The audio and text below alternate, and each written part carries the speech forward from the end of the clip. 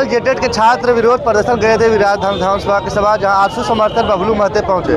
Police ने लाठीचार्ज किया, बबलू महतो पर लाठी चलाया, उनके सर में काफ़ी गंभीर चोट लगी है, जिसको लेकर आज फिलहाल में आरसू के द्वारा मुख्यमंत्री का पुतला दहन किया है। अभी हमारे साथ बातचीत करने के लिए आरसू नेता संजय महतो जी है। संजय जी, क्या लग रहा है लाठीचार्ज होना प्रशासन की क्या रवैया को दर्शाता है, पहले ये बताइए। ये सरकार पूरे तरीके से फेल हो गई, दूसरा कार्यकाल भी फेल अब तक साबित हुआ है। छात्र और नौजवानों के मसले पर सरकार कोई भी समाधान अब तक नहीं दे पाई है, चाहे वो नियुक्ति का मसला हो, चाहे निजी क्षेत्र में 75% रिजर्वेशन का मसला हो, चाहे इस राज्य के अंदर कोई परीक्षा कराने की बात हो, चाहे परीक्षा के परिणाम जारी करने की बात हो, चाहे झारखंड शिक्षक पात्रता परीक्षा की बात हो। जेटेट का भी आयोजन 2016 के बाद से अब तक नहीं हो पाया। इस सरकार से ये सवाल पूछना चाहता हूं कि 2016 से 2026 हो गया और इन 10 सालों में 6 साल आपकी सरकार रही है, तो हम ये पूछना चाहते हैं कि क्या जो बीएड कर लिए हैं इस राज्य के अंदर, क्या कोई वो गुनहगार है?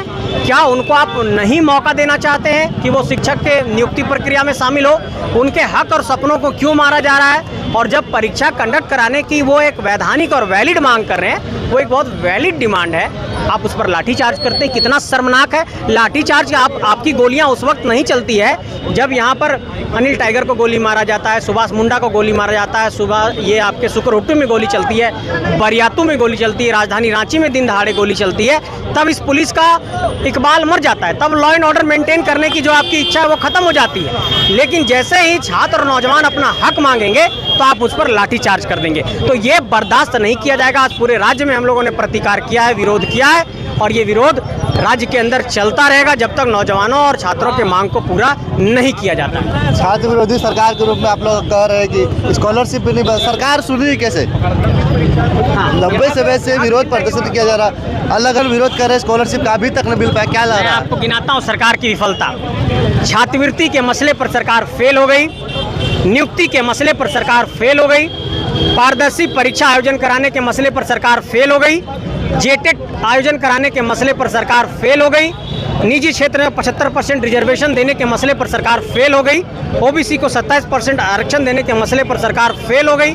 सरकार ने कहा था कि हम 10 लाख रोजगार देंगे, इस पर भी सरकार फेल हो गई। सरकार ने आउटसोर्सिंग एजेंसी में कहा था 75% रिजर्वेशन देंगे, नहीं दिया। सरकार ने कहा था कि सरकार के अंदर जो आउटसोर्सिंग की कंपनियां हैं उसमें झारखंड के क्षेत्रीय लोगों को, स्थानीय लोगों को नौकरी देंगे, उसमें भी सरकार फेल हो गई। मैं सरकार से पूछना चाहता हूं कि नौकरी और नियोजन के मसले पर आप कहां पर पास हुए हैं? हर मसले पर आप फेल साबित हुए हैं। इसलिए सरकार से ये कहना चाहते हैं कि आप तत्काल नौजवानों के मांग को, युवाओं के मांग को पूरा करिए, नहीं तो ये विरोध बड़े स्वरूप में आगे बढ़ेगा। बबलू जी को चोट लगा, गंभीर चोट है, अभी कैसी स्थिति है उनकी? वो रात में हम लोग गए थे देखने उनको, वो रिम्स में एडमिट थे। सुदेश जी उनको, हाँ, सुदेश जी भी मिलने गए थे, उनको हेड में मारा गया। क्या लाठी चार्ज ऐसे किया जाता है? किसी को पैर में, हाथ में मारना थोड़ा बहुत स्वीकार होता है आंदोलन के दौरान, लेकिन किसी के माथे पर लाठी मारना अपने आप में ये बहुत बड़ा गुनाह है, और उस पुलिस पर हम लोग FIR करेंगे।